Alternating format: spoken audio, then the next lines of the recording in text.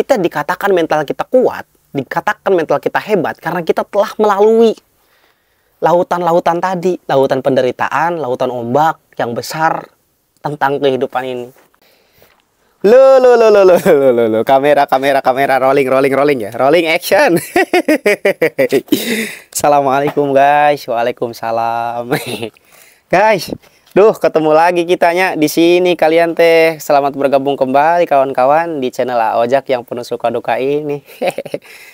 Jadi ini pulang kerja guys, hari Jumat. Duh, kalau hari Jumat kita harus tarik napas yang dalam-dalam guys.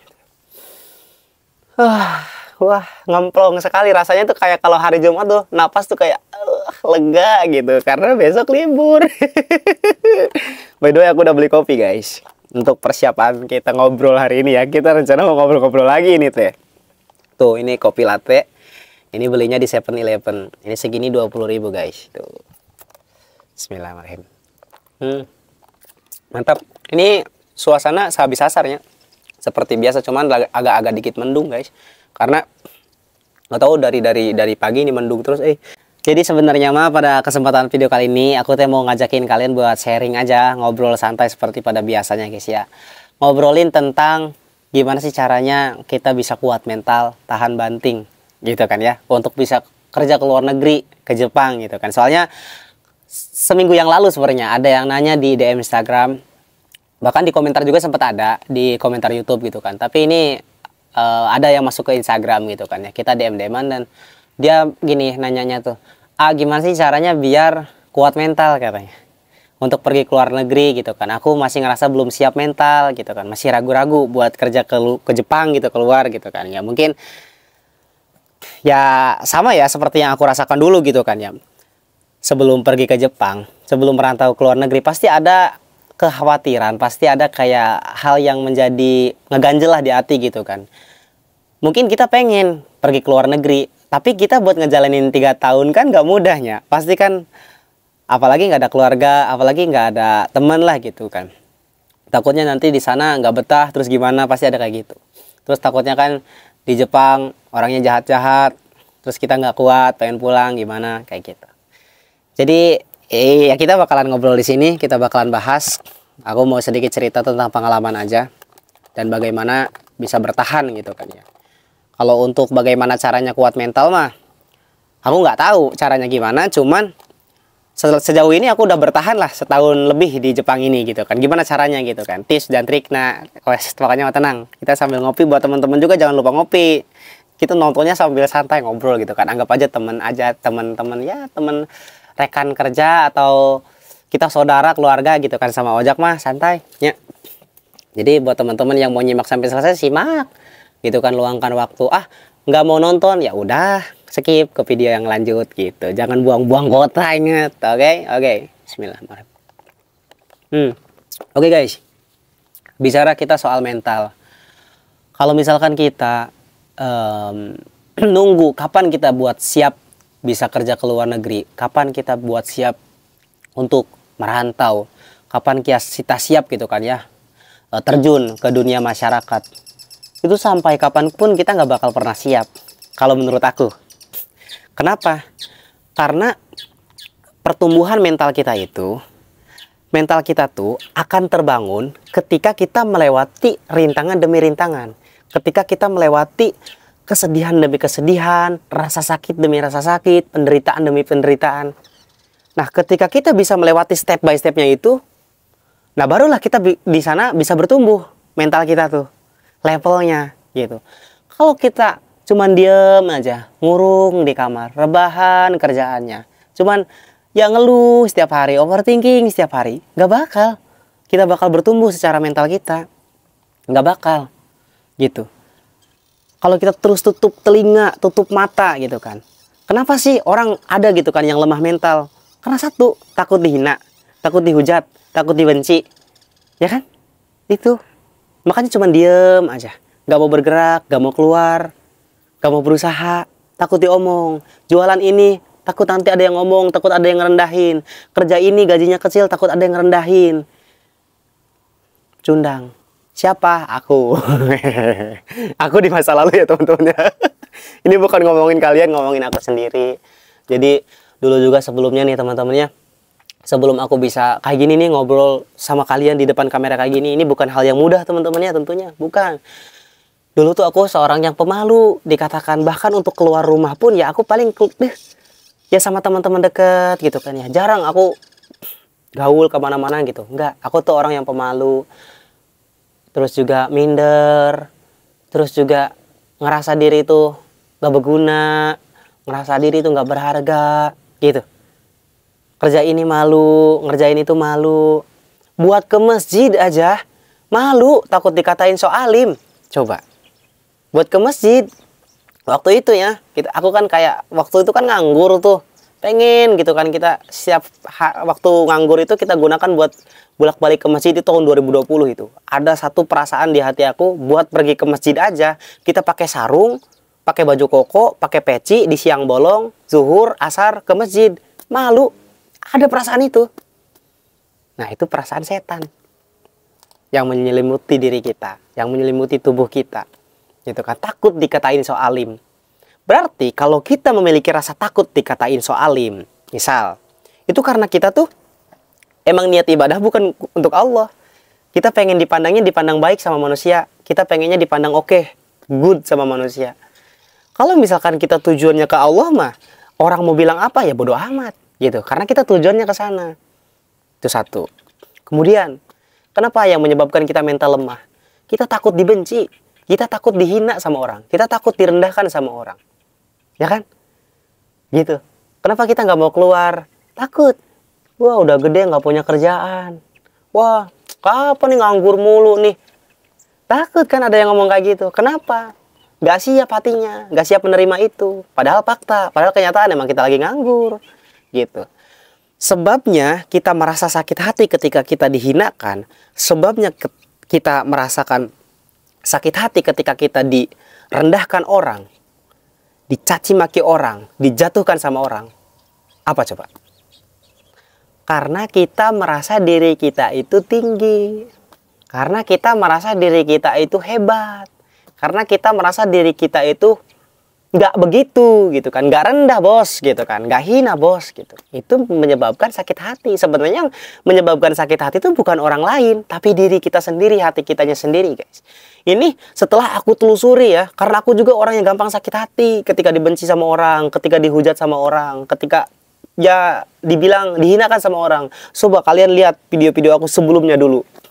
Itu aku ngerasa dan aku pun bercerita, aku sakit hati gitu kan ya. Direndahin sama orang, dihinain sama orang gitu kan. Kita harus buktikan gitu. Sebenarnya nggak ada yang harus dibuktikan teman-teman. Nggak ada harus kita sebabnya sakit hati, nggak ada. Kalau kitanya merasa ya memang seperti ini, aku mah dibilang dasar pengangguran, ya emang pengangguran. Wah, dasar orang miskin, ya emang orang miskin pak. Yang kaya mah Allah. Selesai kalau kayak gitu. Dasar anak bodoh, memang saya mah bodoh. Yang pinter mah Allah. Selesai. Gak ada rasa kita tuh ngerasa tinggi. Ngerasa kita tuh hebat. Gak usah ada perasaan itu teman-teman. Buat kita sakit hati. Ya kan? Sebabnya kita sakit hati itu kita sangkal. Gitu. Kita tangkis. Biarkan aja mengalir. Orang mau bilang apa tentang kita. Orang mau ngegimanain kita. Biarkan teman-teman.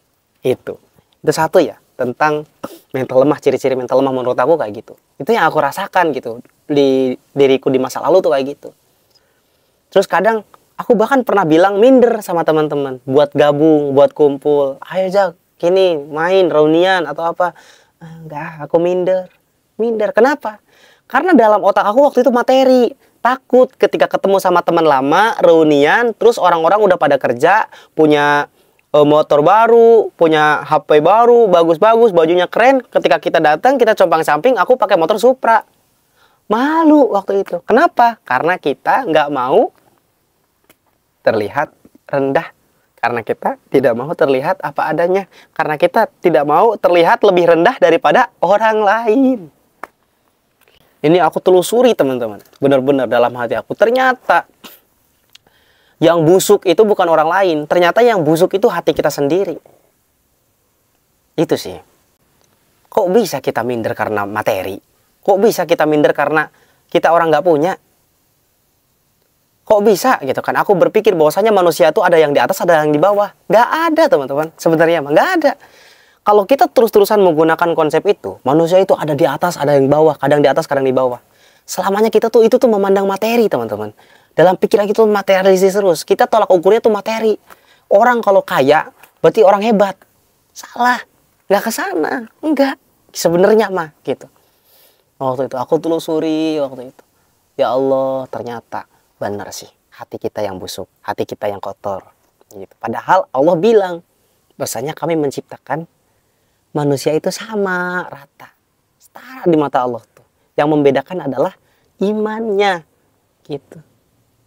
Kalau kita berlomba-lomba dalam kebaikan mah, insya Allah nggak bakal ngerasa kayak gitu.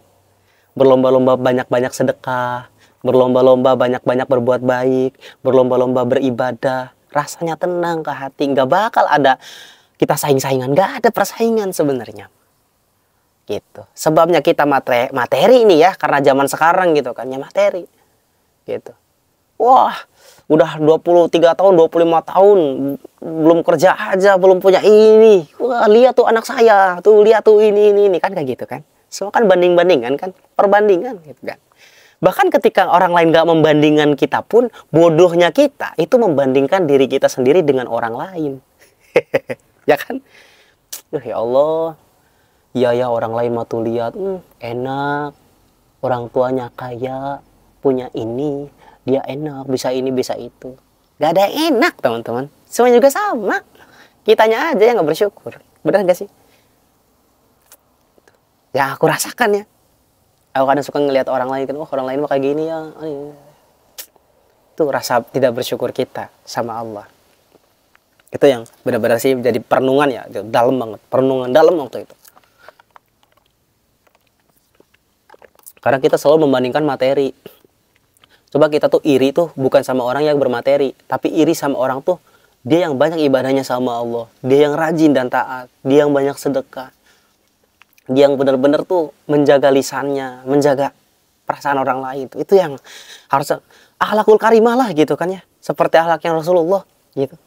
Orang yang nggak pernah marah, digimana-manain, dihina, dicaci dalam berdakwah. Rasulullah nggak pernah marah, nggak pernah sakit hati, terus saja jalan. Itu sih yang benar-benar buat itu yang harus keren gitu. Gitu. Dan tumbuhlah dalam pikiran aku teman-teman gini. Aku bukan orang yang kaya. Aku juga bukan orang yang pintar. Terus, kalau misalkan akhlakku buruk gitu kan ya. Attitude aku buruk. Apa yang mau diandelin gitu kan. Apa yang mau dipersembahkan gitu kan di dunia ini. Kayak gitu. Udah mah jelek. Miskin. Gitu kan ya. Saat itu ada perenungan gitu kan. Siapa yang mau gitu kan ya. Nerima. Nah, dari sanalah. Oke. Kita nggak punya harta, oke, kita nggak punya ini apa namanya tuh, tampang yang bagus gitu kan ya, nggak keren gitu kan, nggak apa-apa. Yang penting hati kita baik, itu aset yang paling penting. Hati kitanya baik sama orang, udah gitu. Kalau kita hatinya baik, Allah pasti senang sama kita. Kalau hati kitanya jahat, Allah pasti nggak senang sama kita, tuh cukup. Tuh itu alur-alurnya kayak gitu ya. Kita ngobrol beralur lah gitu kan, sambil nanti kita ketemu di bagaimana caranya mental kuat tadi gitu. Nah terus sombong nih, tentang kesombongan. Kadang apa sih ya, sebenarnya dalam kayak aku kan mempelajari juga kayak ilmu tasawuf ya. Dalam tasawuf itu nggak ada kata sombong teman-teman, ternyata nggak ada kata sombong. Wih, sekarang dia sombong ya kayak gini, sekarang dia sombong ya kayak gini. Ternyata dalam tasawuf itu nggak ada terjemahan dari makna sombong tuh gitu kan ya. Kenapa? Sombong tuh sebabnya kita bilang orang lain itu sombong karena kita tuh pengen dihargai, karena kita pengen dihormati. Contoh, misalkan kamu jalan-jalan ke Jakarta.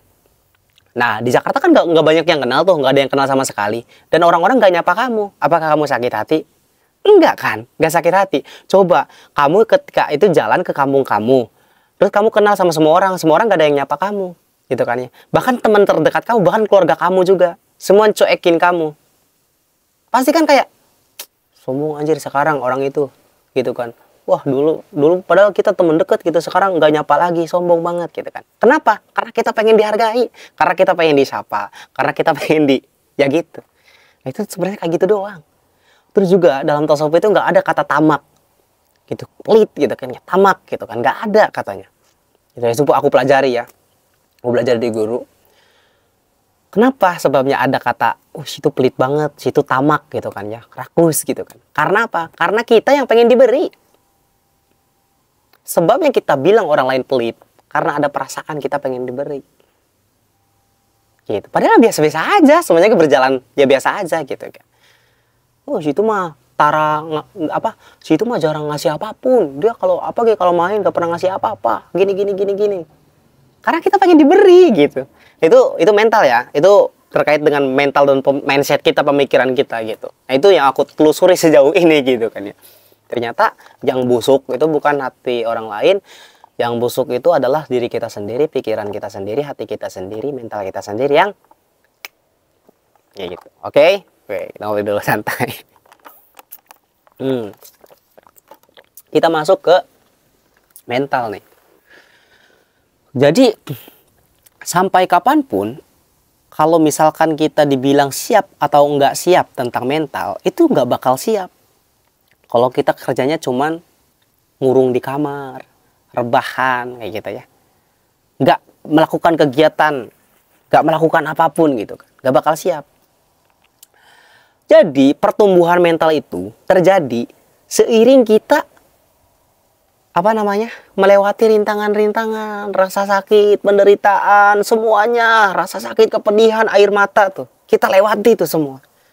Dimarahin bos, dijauhin temen, dihianatin temen deket, dihianatin sahabat, dihianatin pacar, dihianatin istri, pokoknya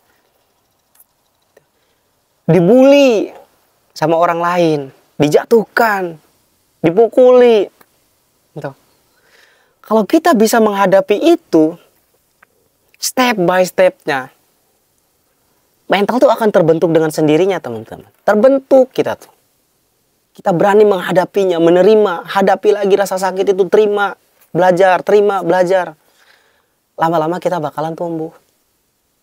Gitu. Kalau kita terus berdiam diri, tanpa kita melakukan apapun, tanpa kita melewati rintangan-rintangan tersebut, kita takut menghadapi kesalahan, kita takut menghadapi penderitaan, kita takut menghadapi rasa sakit dan kesusahan, kekurangan semuanya. Dimana kita bisa belajar, berlatih, menjadi mental yang lebih kuat. Gitu doang. Sekarang ada yang bilang, woi, tahu nggak di Bandung itu ada namanya Mang Peri. Dia itu adalah seorang pelaut yang handal, yang luar biasa, yang keren, gitu kan. Wah, pokoknya mah nggak diragukan. Emang dia pernah nyebrangin lautan mana? Nggak pernah nyebrangin lautan mana-mana. Tapi dia keren pokoknya mah, pelaut handal. Bohong, ya kan? Masa seorang pelaut handal dia nggak pernah menyeberangi lautan? Nah, sama gitu. Kita dikatakan mental kita kuat, dikatakan mental kita hebat karena kita telah melalui lautan-lautan tadi, lautan penderitaan, lautan ombak yang besar tentang kehidupan ini. Begitu teman-teman. Melewati air mata, rasa sakit. Dari mana kita bisa belajar arti dari keikhlasan? Kalau bukan dari kehilangan seseorang yang kita cintai. Sekarang aku sedang belajar arti dari keikhlasan. Mengikhlaskan ayahku, bapakku. Orang yang ingin aku bahagiakan. Tapi dia telah pergi duluan. Bagaimana kita bisa belajar dari hal itu? Bagaimana kita tetap tersenyum sedangkan hati sakit, merana, nangis. Kan? Tuh, dari sanalah kita bisa belajar gitu. Kita bisa belajar arti dari kesabaran tuh di mana? Saat orang-orang tuh membenci kita, orang-orang merendahkan kita, orang-orang memarahi kita, orang-orang menjudge kita. Buruk. Kamu tuh bodoh, kamu tuh buruk, kamu tuh gini. Bisa. Terima sama kita. Hati kita sabar. Nah, dari sanalah level kita tuh meningkat. Gitu. Dan ini cara aku nih. Kalau misalkan kayak gitu ya. Sejauh ini kerja di Jepang. Aku nemuin bos ya, tahu sendirilah, galak ya. Maruyama tuh galak. Dari awal tuh galak banget ya. Kalau soal pekerjaan, salah sedikit dia pukul, salah sedikit dia marah. Enggak kaup orangnya gitu kan. Gitu. Pokoknya keras lah. di dunia kerja itu.